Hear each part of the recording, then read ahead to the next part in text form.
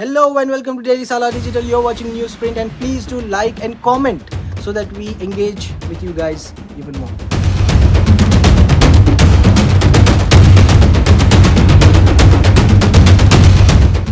United States Secretary of State Antony Blinken has urged Israel to finish and release the findings of a probe into artillery strikes that killed a journalist and wounded 6 others in Lebanon. Blinken said that it is important and appropriate that Israel thoroughly investigate the October 13 strike in southern Lebanon. Blinken also said he had extraordinary admiration for journalists working in dangerous regions around the world.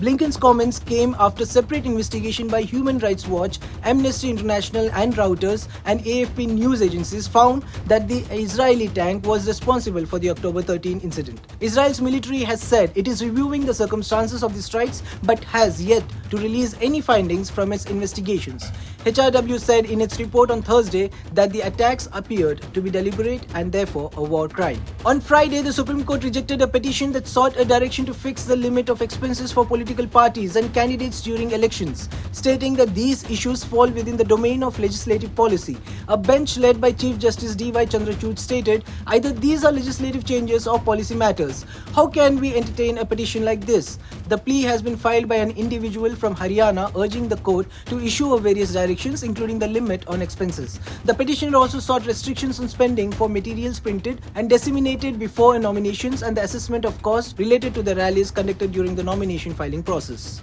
The Supreme Court is set to deliver a verdict on December 11 regarding the constitutional challenge to the Union government's 2019 decision to revoke the special status of Jammu and Kashmir under Article 370.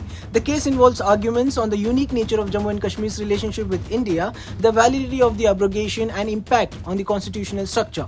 The government asserts that the move resolved psychological duality and addressed discrimination in the application of the Indian constitution to the region before 2019. On Friday, Laldu Homa, the leader of the Zoram People's Movement, was sworn in as the Chief Minister of Mizoram. Governor Hari Babu Khambampati administered the oath of office and secrecy to Laldu Homa. 11 others like PM leaders will also be sworn in as ministers. The ceremony took place at Raj Bhavan and Zoramthanga, the outgoing Chief Minister from the Mizo National Front, was present. Mizoram, with a 40-member assembly, can have a total of 12 ministers, including the Chief Minister. The Karnataka High Court instructs the formation of a committee including officials from various departments for continuous monitoring of stormwater drains. The directive follows a case involving D-Mart store challenging the cancellation of plan sanction and occupancy certificate due to alleged encroachment, with the court emphasizing the need for proper investigation into the drain blockages and rejecting claims of the petitioner causing unlawful obstructions. A 40-year-old advocate, Erannagowda Police Patil, en route to the district court in Kalaburgi, was brutally attacked and killed by assailants familiar with his routine. The assailants involved in a property dispute with the advocate used a sickle and a boulder in the attack, indicating a possible motive tied to a long-standing family land dispute. The incident unfolded near the advocate's farmhouse. Leaving the community in shock, police are investigating the murder, considering the property dispute as a potential motive. A 25-year-old truck driver, intoxicated, crashed into a vehicle on the opposite lane in Mulki, causing serious injuries to a bike rider and minor injuries to others, including a traffic head constable. The incident was captured on CCTV, showing people at the bus stand running to avoid the oncoming truck.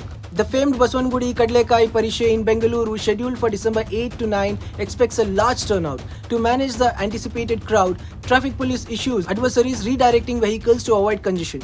Specific routes are outlined for different directions, and designated parking areas include APS College Ground, NR Colony, Kohinoor Ground, Hayavadana Rao Road, Udaya Bhanu Ground and Bull Temple Road.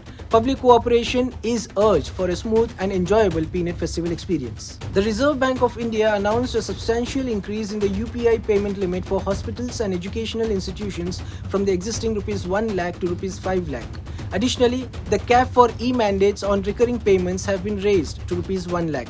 During the December bi-monthly monetary policy, RBI Governor Shakti Kanta Das stated that the limits for various categories of United Payments Interface transactions have been periodically reassessed. This adjustment particularly benefits individuals making recurring payments for mutual funds subscriptions, insurance premium subscriptions, and the credit card repayments. The RBI anticipates that these changes will further boost the adoption of e-mandates. Well, that's it for today. For more latest news and updates, subscribe to Daily Salar Digital.